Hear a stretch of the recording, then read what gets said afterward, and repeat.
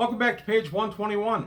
Well, it's been a while since I've taken a look at a Greyhawk box set, and in fact, this is the last one that I have to show, but it is one of my absolute favorites. It's From the Ashes by Carl Sargent from 1992. Hard to believe that as of the making of this video, this thing is 30 years old. But it's a beautiful box set. As you can see, mine is kind of battered. It's been at the table many, many times. My players know that scary things are a-brewing when this guy's sitting next to me when they walk in. I loved From the Ashes. I thought it improved a lot of what Greyhawk Wars had damaged. I'm going to take a look at the box contents today. We're going to see what you got in this box for your $20 US in 1992 and why it was worth picking up. So a lot of nostalgia in this box for me as well. My eldest son was only a year old when this came out. So I remember reading this when he was little, and a lot of nostalgia for that kind of thing for me for role-playing games.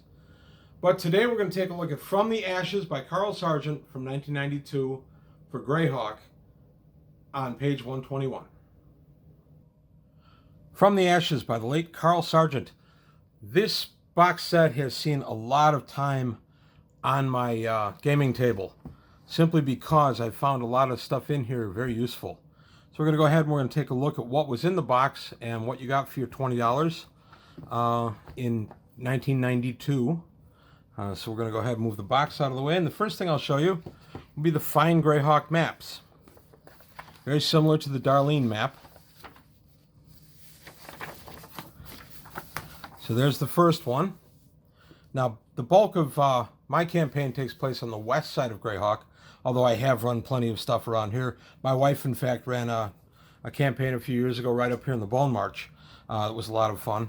And then we come down here to the Great Kingdom, and I've talked about the Sundi campaign that I ran down here. So these maps see a lot of use. I have the big map that I use as my backdrop. That often comes out. My players are used to seeing that propped up against my television when they walk in, and then I show them exactly where we are in Greyhawk, and we go from there. The bulk of my campaign has centered around the Kingdom of Furiandi, and that goes back some 40 years. When I came over to Greyhawk in January of '82, I just kind of gravitated toward Furiandi. It seemed the most, I don't know, normal, I guess I'll say. But Furiandi I've often thought was like France in the Middle Ages. It just kind of spoke to me. Also has the advantage of being not too far from Greyhawk City, where a large part of my campaign also took place. Right down here by Two Fords is where a lot of my campaign originated when I ported it all to Greyhawk. So I brought over stuff from my homebrew world, but and then I originated a lot of stuff in Greyhawk as well. So there we go, the Sheldamar Valley, Yeomanry, Hold the Sea Princes, Sorton's Tunnels around here somewhere. I forget exactly where. So these are really nice maps. I was very happy to get them in the set. I've had lots of incarnations of Greyhawk maps over the years, but these were really nice ones. This one was really nice. This is the third map that comes from the Ashes.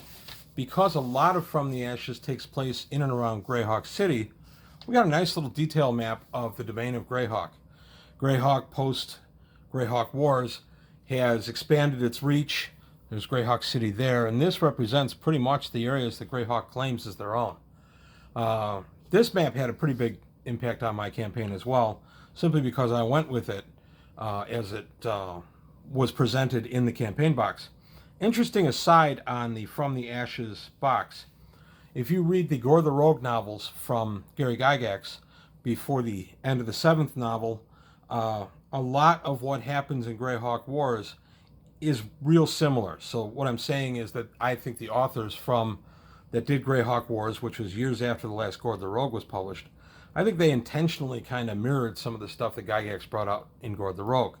Not all the way, and just in some ways. And the reason I bring this up is my campaign, since I was reading the Gore the Rogue starting in '85, my campaign I started shaping it after the Gore the Rogue campaign. So when I had my big war, I actually stole the Dragonlance War, and I did a War of the Dragons instead of Gygax's war. I just took the War of the Dragons, and I introduced 2 Towers of High Sorcery and That campaign sustained me for over 10 years. And the player characters were successful in the War of the Dragons, and we had good dragons versus evil dragons, and it was a lot of fun. It was a very good campaign. But the point is that a lot of what's in this box set is going to be familiar if you've read the Gord the Rogue books. It's not word for word, and you have to look for the similarities, but they're definitely there. So now we're going to take a look at what else you got in this box. You got these 3 excellent maps. And now, what else did you get? Keep in mind, this was $20. Not a small amount in 1982, or 1992, sorry. You got monsters. There are 5 different monster types here.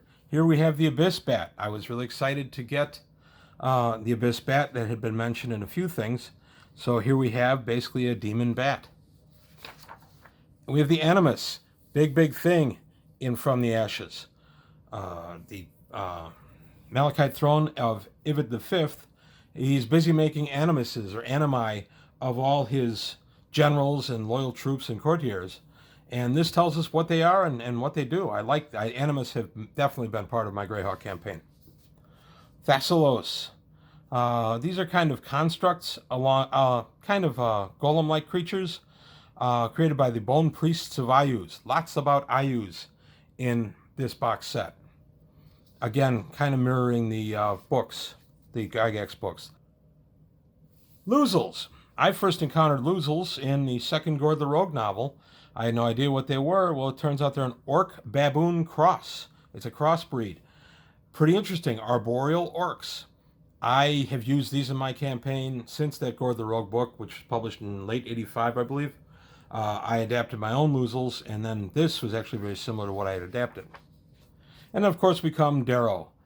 Dwarf Darrow, they had been around since Fiend Folio, but here we get a nice second edition look. And I realize this box set is second edition, and that's never bothered me. I have always incorporated different things from second edition without any real qualms. I still consider myself to be a first edition player because I didn't take any of the real core rules from second edition. So the next thing we have in this excellent box set is the campaign book. And the campaign book basically is centered around Greyhawk itself and what's going on in the city of Greyhawk. So this is really nice if you play a Greyhawk-centric campaign, which of course I do. Between this and the Greyhawk box set, you get a really nice overview of where Greyhawk is post-war. Now, you don't have to stay with what they say here. I didn't use any of the Circle of Eight getting killed at the end of the Greyhawk War.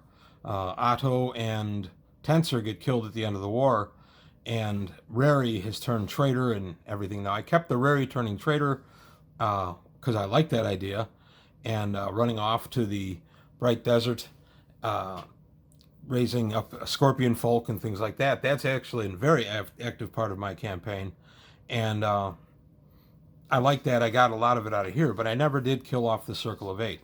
Circle of Eight had a rough time in the 90s. One of the Ayuz modules that I'll be taking a look at before long has them get killed out really quick and really easily. So I'm not going to look at this individual book all the way through, saving that for a future video.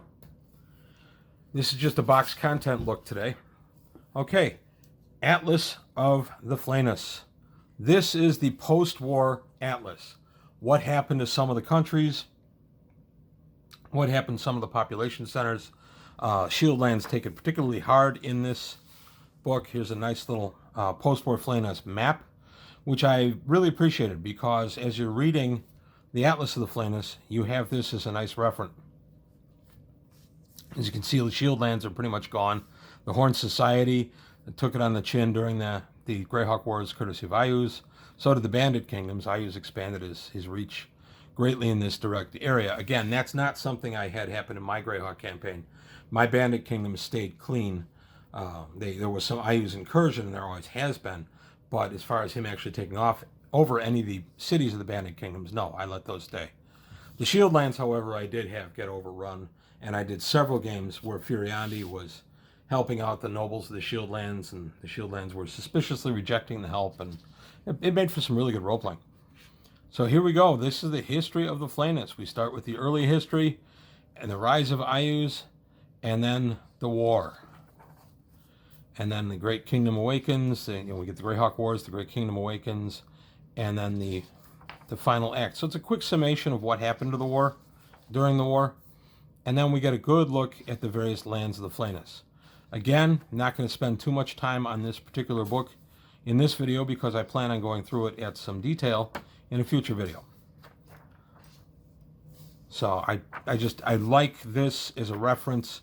I don't stay with everything that's in these books, but I certainly use enough and absolutely can find inspiration in there. So I keep this always handy on my shelf. Okay, next thing up are the reference cards. There's 20 in here. That was actually a pretty good bargain in the 90s. One of the things I liked about the 90s box sets were these cards. Here we get the days of the months of the year in the world of Greyhawk, along with temperatures and rainfall. So if you've been contemplating a Greyhawk campaign and you were looking to get your hands on some of the ins and outs of the running Greyhawk itself, this set's really valuable. A brief historical timeline for the Flayness. And this, fortunately, this is reference card number 1. Now, if say you've been using this for 30 years and you have to go ahead and separate everything that's in the box set from the other notes you put in there over 30 years, and you've mixed these cards up, and I don't know, say you wanted to put it together to, I don't know, make a movie about the box content, or not, a video about the box contents, well, that was really handy. I was actually very happy that they had lettered or numbered those because I was having a hard time putting them in any kind of sequence. So anyway, there's a brief historical timeline. Here we have Nations of the Flayness, and it's just a quick thumbnail. This is actually similar to what we got in the very first Greyhawk Gazetteer way back in 1980. We got something similar just in a 16-page folio type thing. And here we have it brought for us just on 2 pages. How to read the map grid coordinates of the old Darlene map, the map grid that they overwrote it. I've never really used the map grid. Here's an index to the cities of the Flayness based on their map grid locations. I'm not a big map grid guy for Greyhawk. I found it kind of clumsy to work with, but still nice to have. This I've used a ton. I am not an artistic guy necessarily. I'm fair with a pencil, but fair is only the best I can hope for. But here we have all the symbols of the great powers, and then the intermediate powers, the demi powers, and then we have a listing of all of them. This was really nice. I used this a lot and continue to use it. And some specialty priest spells, because why not? These all made it into the spell compendium for priests that was out in 94, 95. I've taken a look at that previously on the channel, but it was still nice to get new spells way back in 92 for specialty priest spells. We get quite a few of them. 2, 3, 4 pages of spells. It's always welcome. Encounter cards. So you're running up against time and you didn't know you were DMing and suddenly you have to come up with some kind of outdoor adventure. Well, here you go. You've got dwarven patrols, elf patrols, men patrols. Gnomes. I really like this kind of referent. It's a handy time saver for you. And then we have encounter tables in the lands of the Flayness. Again, you're running short on time. You go ahead and you throw your percentage dice based on where you are. You're in Keoland, you throw a 14, and you end up with gnomes. Now you can go back to this and take a look at a gnome patrol. Very, very handy reference cards. I like these things a lot. And then we get the same thing, just continuing on for the different lands. And then we get encounter tables for geographical features. So if you're in a lake or on the ocean, maybe in some of the woods, here's some encounters that you can just quickly whip up. This is a big thing in early D&D and even into second, and they're still very handy. Great time saver, especially that day that you didn't know you were DMing, you're on your way home from work, you get the phone call that, oh, by the way, the DM can't make it, we're still gathering, can you run? I've had that happen to me more times than I care to think about. Stuff like this is really handy to have. So, encounter tables for geographic features. This is the mountains around the Flayness. And now we get a look at NPCs of Greyhawk. And I kind of like this because this tells us the major NPCs and then where they were notated. So in FFF, the City of Greyhawk Folks, Feuds, and Factions book. GOF, City of Greyhawk, Gem of the Flayness book, and so on. So all you have to do is find the person alphabetically, and you can find out where their write-up is. Very handy. Used this many, many times. And then the famous Wizards of Greyhawk. Let's see. That's Tensor, Nystel, Otto, Dromage, Bigby, Rary, Otuluk, and Dalarzi. So that's the Circle of Eight as it stood right about the time the Greyhawk Wars Treaty was being signed. And then we have campaign book encounters along the Selentan, Mid-Bay, Plains of Greyhawk, the Mist Marsh. Some more just handy encounter tables. And then we get some adventures. There's about 5 or 6 adventures in here.